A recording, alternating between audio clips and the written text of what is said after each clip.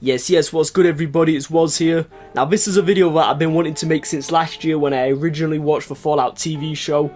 And I just want to go through and discuss every plot hole and lore mistake in the show that I noticed. Now before we begin, I know I'm going to be accused of just hating on the show for the sake of it. Man, suck my d***. I f*** with Ella Pernell, Lucy is dope. First episode I was intrigued, but the more the show began to retcon, the less interested I got. So don't get Maudie, and let's have it. The first mistake I want to discuss is the chalkboard. This is the biggest mistake, possibly the worst retcons, and one I've spoken about like 2 or 3 times already on my channel, but again, let me lay it out. Lucy discovers Vault 4, a vault made up of people who survived the destruction of Shady Sands. She finds a classroom where they teach the children the history of the town. Inside the classroom is a chalkboard showing the rise of Shady Sands, and at the end of the timeline it reads, "The Fall of Shady Sands, 2277, followed by a drawing of a nuke," implying that Shady Sands was nuked that year, which ain't possible when Fallout New Vegas takes place in 2281. And we learn in that game that the NCR are still strongly operating out of Shady Sands. But they don't have the best interests of people in mind. Certainly not locals. The bottom line for NCR is productivity and growth. Politicians back in Shady Sands are completely detached from the people actually living here. But let's say you retcon that. Okay, why is the NCR, an active government, so focused on supporting troops in the Mojave? Why wouldn't they try and reclaim Shady Sands? There's also a quest in which the Crimson Caravan Company have been involved in corruption. One of the options is to report the corruption back west. Get on now. I'll make sure this gets west and let the wheels of law start turning in the courts. And then finally, during the quest, you'll know it when it happens, the NCR president visits the Hoover Dam to boost morale. He arrives in a vertibird which came from Shady Sands.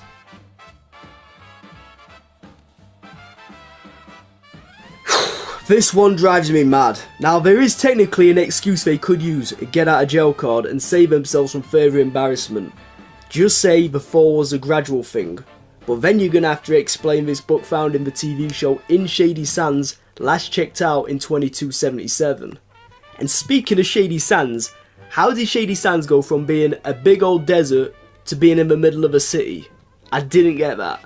Moving on to possibly a better question, who dropped the bombs? Now in Fallout 2 you could learn that China were the first to fire nukes. There was a great war, long before we were born.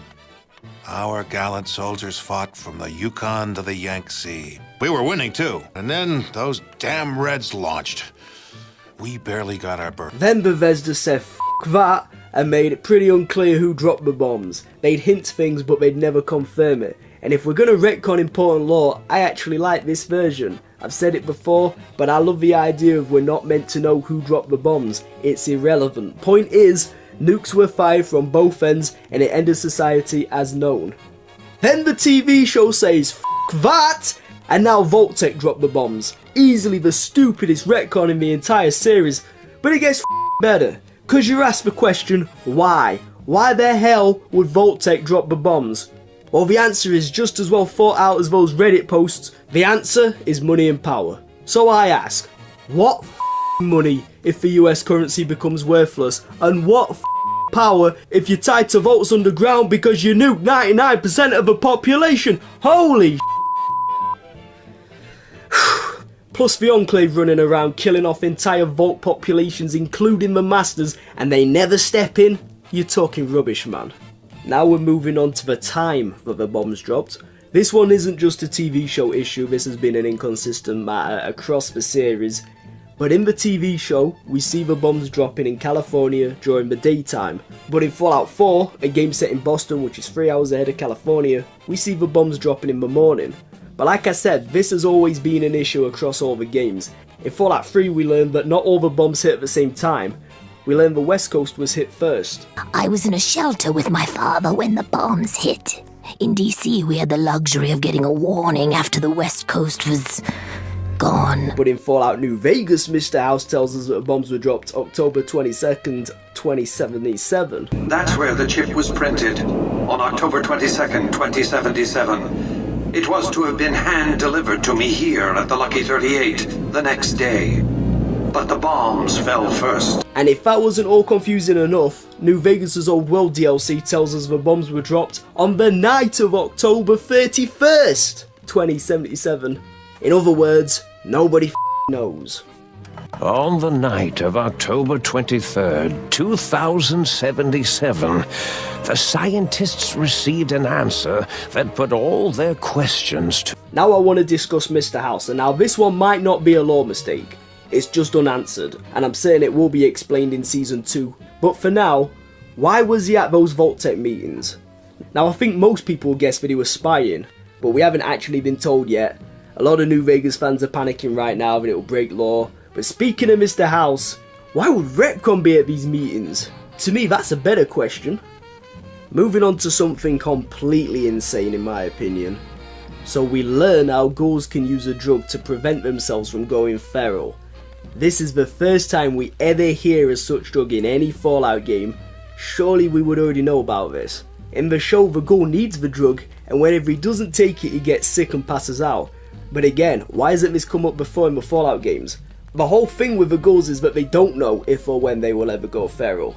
It's this reality that all ghouls have to live with and accept. That one day they may become feral, it could happen tomorrow, it could never happen.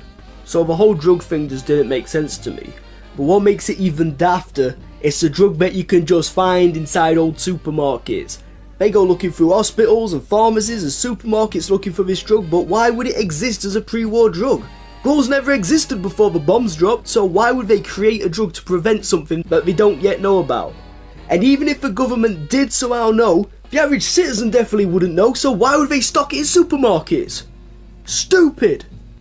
Now moving on, and maybe I'm being dumb here with the next one, maybe they did explain this, but I never understood it, and somebody else actually mentioned it too recently, so I ain't alone here. But why didn't the Master find Lucy's vault when the entrance was just on the surface? Did they explain that?